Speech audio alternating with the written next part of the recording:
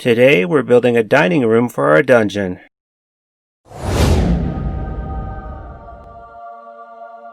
How are you today? Art Jeremiah here, and I'm back with another Building a Dungeon video. Subscribe to my channel for regular inspiration, and now let's get into the video. First off, I make the room in the same manner that I have the previous few rooms. I will give you a quick rundown on how I went about building this room, but if you would like a more detailed look, you can watch one of my previous videos. I will have a link in the description below. For the floor, I draw out a gridded brickwork pattern with a large ballpoint pen, and add some cracks to the floor with an ultrafine point Sharpie. And then texture the floor with a piece of sanitized road asphalt. For the walls, I first cut out the insides of each wall section. Then I draw brickwork onto the inner side of all the walls using the same ballpoint pen method. After texturing the walls, I hot glue them to the floor, then cut the outside of all the pieces flush with my hot wire table. I paint the room with the Black Magic Classic Mod Podge and black paint mixture and left it to dry overnight. After the black undercoat dries, I overbrush the whole room with gray acrylic paint. Dry brush the room with antique white craft paint. Then pick out some details and cracks with an art pen. And now that's out of the way, we can start to add character to the room. I decided that I wanted this dining room to have a good-sized rug in it.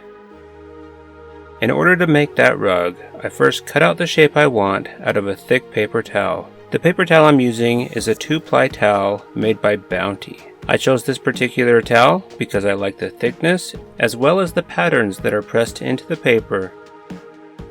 After cutting out the shape, I make fringes on 2 sides of the paper towel with a sharp hobby knife. I then lay out a piece of parchment paper and place the piece of paper towel on the parchment paper. I make a mixture of PVA glue, water, and apple barrel turquoise paint. Then, with a pipette, I apply the mixture to the towel, completely soaking it. There were some spots that were a little thicker than I wanted, so I went back over the rug a second time just with water. I then used my hobby knife to start shaping the rug. I fluff the fringes with my blade and separate the 2-ply paper to give that appearance of a fuller fringe. Then, I crunch up the soaked paper towel in spots so it looks more like fabric. This will then have to dry overnight. So, the next day the rug is dry. As you can see, the paper towel is now stiff and holds its shape well.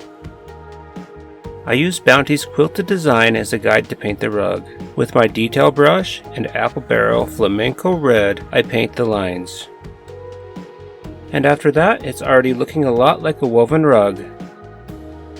Then I paint all the dots with apple barrel's khaki craft paint, as well as all the fringes. And for the fringes, I use a larger brush because I don't fancy spending too much time painting and making myself bored.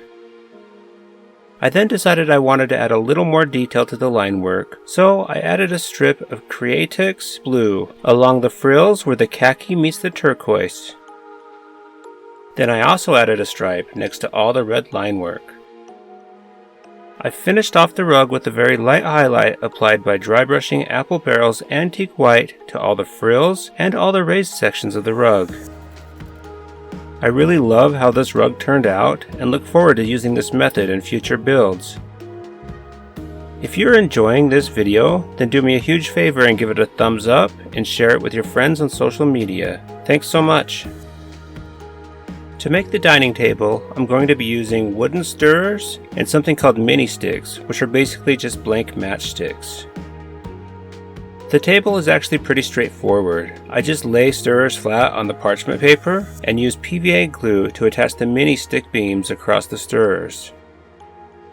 The glue does take a little while to cure, but it actually works really well for gluing the wood together. I then attach some half-sized mini sticks to the table. Take note that we are building this table upside down, so these sticks are actually the legs of the table. They are all glued straight up and down to what will be the bottom of the tabletop. I make the benches in a similar fashion, and I'm actually going to do this somewhat efficiently and build the benches to the same beams that I do the table. And, like I said, the benches are made similar to the table. The only differences being that each bench will only have 2 wooden stirrers and only have 4 legs, those legs being glued diagonally rather than straight up and down. After the glue dries for a little bit, I then clip the benches free from the table and clip all the beams and legs down to the size that I'm going for. I didn't worry too much about the table or bench legs being too even, as the rug we made will make everything sit uneven anyway. I then use my hobby knife to break and scratch up the wood of the benches and the table. I add long gouges to the flat of the wood, as well as nick up all the edges where appropriate. These tables are old, so having undamaged wood would not be a good thing. I then stain the table and benches with a stain that I mixed up. This stain is just burnt umber ink, toned down with some blue ink. I've done a similar stain in my previous videos, so don't forget to subscribe to my channel and check out the rest of my Building a Dungeon series. Take note that I ended up handling the benches and tables with some round-nosed jewelry pliers, which is a tool that I find essential while building dungeons and terrain. If you are interested in some of the supplies that I use, I will have Amazon links in the description for you to purchase from. Also, I have been including a secret Amazon link in my videos of things that would have either made the build better or things that would go along with the build. So, make sure you check that out as well. Now, the dining table needed some dishes, and one thing I love doing is experimenting with a variety of mediums. So, for the dishware, I'm going to be mainly using hot glue. I make various pots using coils of hot glue wrapped around my metal hobby knife. I will later paint these to look like clay pots. I also made these little pieces of glassware by beating hot glue into the pieces of clear plastic tubing that protects the hairs of new brushes. In order to form some dishware, I beat some hot glue onto parchment paper and stamped the back end of my hobby knife into the glue. This makes an almost flat object that resembles a plate. I then made a little platter using hot glue and a self-adhesive pearl bead I found at the craft aisle. I will just let the video play so you can see what I did, since it's a little hard to explain.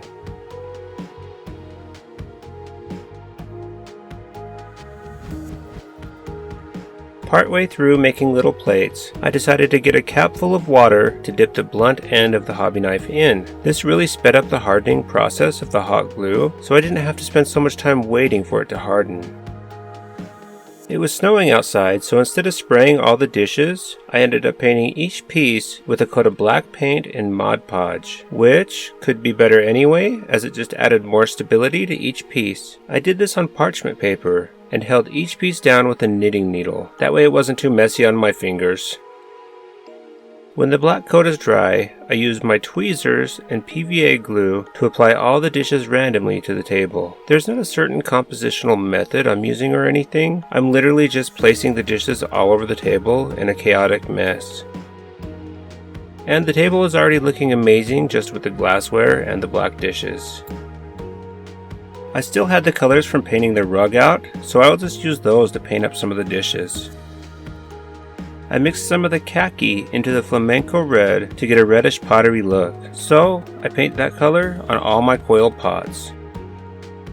I use Vallejo brass to paint the majority of the rest of the dishes. I did have one big plate though, so I painted that one khaki, just to add a little more variation to the color scheme. I then added details to the coil pots with khaki paint.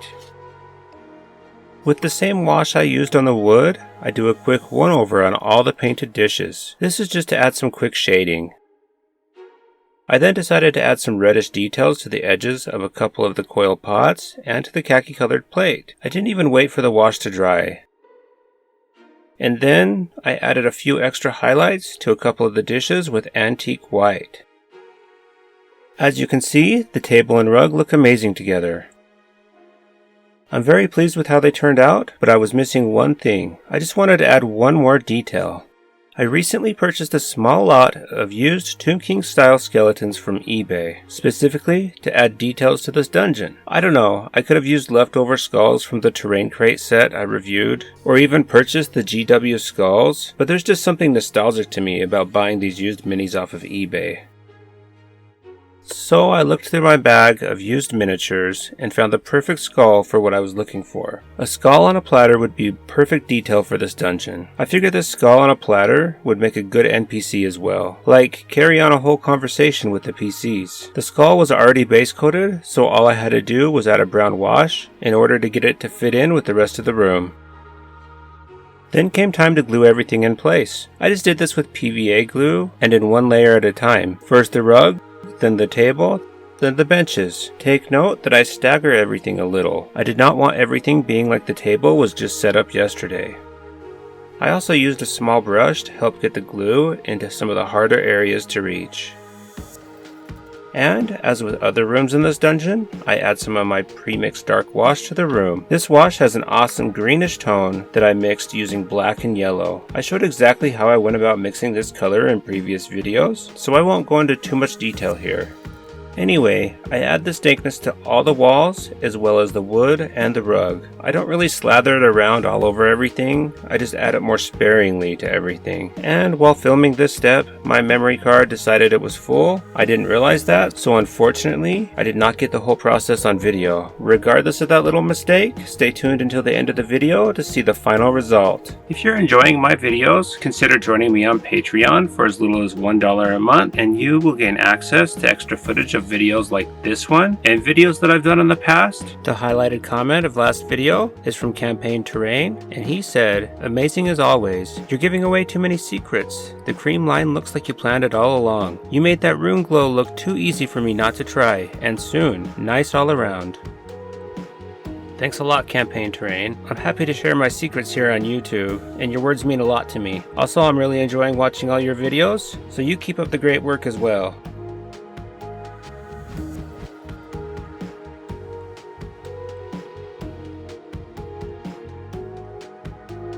And now you can continue the journey by clicking on one of the videos I have on the screen right now.